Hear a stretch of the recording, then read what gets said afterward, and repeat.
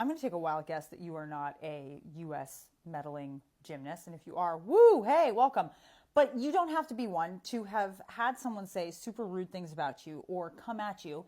And then when you respond and do a firm boundary, get pulled into it as if you are fighting as an equal person or that you're feuding.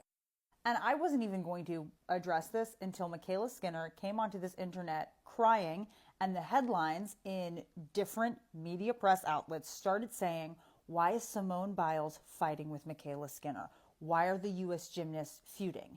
As if the two have equally come to the mat with each other. I think that's a dangerous framing, and I think it's something that happens to us in different settings where we try to stand up for ourselves as women or women of color. And I want to talk about how you can articulate the situation so you're no longer a victim, but you're actually a threat to the person who set the situation up. So quick rundown with just a few details. This one here once was a gymnast alongside Simone Biles. She is 27 years old enough to know better, and came onto the internet to say things like, aside from Simone, this team is lazy, talentless, they don't have what we used to have. Now you can imagine, Simone Biles is leading GOAT, the one who's at the head of this team, and they are in Paris, or they were at the time preparing for Paris, going to Paris, ready to do what they needed to do.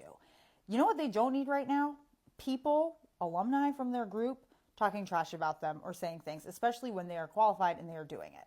So Simone did what any leader would do, which is hype up her team, push back, and politely but firmly own the moment. While it is one thing to criticize women of color, come after them, attack their achievements, attack their value. Sorry, that is my dog snoring in the background. It is another thing when those same women assert themselves and go, okay, that's how you see us? This is what we have to say about that. And guess what Mykayla Skinner did? She did what any woman does when they say something stupid or racist or classist to you and you push back. They start crying. And those tears are really dangerous because certain people, when certain people cry and when certain people play the victim after they antagonize or aggravate you, they can get a certain kind of protection following that other people don't get. The headlines, some of them are saying things like, she's begging for Simone Biles to protect her and her family from the trolls. She is asking for Simone to put an end to this. So she's asking this woman of color and all the other women on the gymnast team to clean up her mess. I am not saying I think trolls or people who are giving her death threats, I'm not saying they're right. They're wrong. They're dead wrong. Of course they're wrong. But it is fascinating to me that you did not, Mykayla, you did not consider the cost of going after women who in this society are already denigrated and looked down upon, victims of abuse, people who can't even trust the healthcare system on a normal day to take care of them. And you decided to go after them and their talent.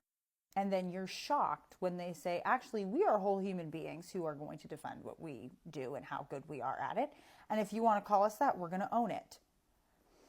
You're not strong. You're not the victim here. You're not somebody who needs to be protected. You are somebody who put yourself out in the arena and then were shocked that you had to be held accountable for it. And your feelings were not prepared for this. And you're probably not used to people not crumbling when you start crying.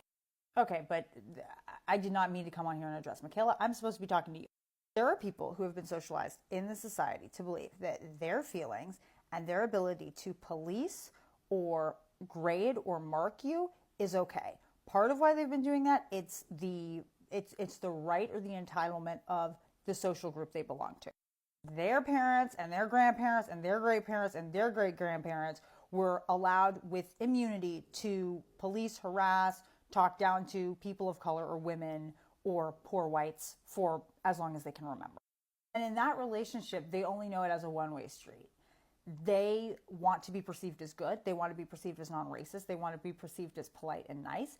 But the actual character to do those things might not be there. But when you say, hey, you're not doing that, and I see what you're doing and I don't agree with it, this sense of self-protection kicks in and they will go nuclear and make it about you attacking them, even though they were the ones that started it. I have seen this be a problem because what they do is that instead of owning what they need to do, they try to neutralize you. They try to get you removed from the club. They try to get you removed from the situation. They try to get you kicked out of the store. So you have to be aware that when people come up to you with certain things like this, or they say stuff like, well, are you supposed to be tasting those grapes in the store? Like, I'm going to call the police on you. You have to remember that sometimes these people, depending on what they look like, depending on how they're perceived or their connection to the people in the store, if they are perceived as normal or regular and you're perceived as criminal based on your skin color or the amount of money they think you have to be aware that this situation goes south really fast. So this is where we're not going to respond to people based off of what they're actually saying. We're going to respond to people based off of what they're actually thinking. And you can tell what they're thinking.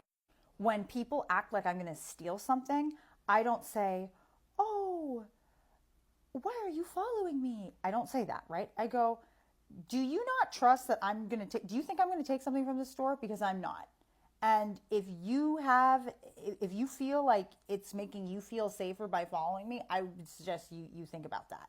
Of course, you have to gauge the situation. If they seem threatening, like you just want to remove yourself from the situation. Somebody once, I was looking at a piece of jewelry and she flinched and she went to grab it. She was showing me the jewelry so I could buy it. And I literally put my both hands in the air and I was like, I'm not going to steal it. I promise you, I am not stealing anything here. She did not know what to do with herself. I embarrassed her so badly that way. There's another lady who wanted to take something out of my hands that I was buying, and there was only one of them. And she kept following around. And I was trying to do the polite thing of like, oh, just talking to her or whatever. And then I realized, oh, this lady wants my stuff. So I finally had to be like, no, I'm buying this, and I don't work here, and I don't know if there's any more, so you need to go find someone to talk to. I can't help you. That's not my job. Ended it right there. These women know from history, from their mothers, from everyone, that everyone's going to come running when they cry. That people have had to keep them safe and people have been afraid of them, and making sure that their fear and their sense of safety is intact, because they know that socially they're going to be more trusted, they're going to be looked at favorably, and they're going to be seen as more deserving. If they are going to weaponize that, you got to be aware about it. You got to think about it, and you have to make sure that you let them know you know what's going on. And I do not want to hear anyone saying that this is like a equal feud or they're both battling. No, one girl stepped out of line and said something rude, and Simone Biles corrected the record. That's the story.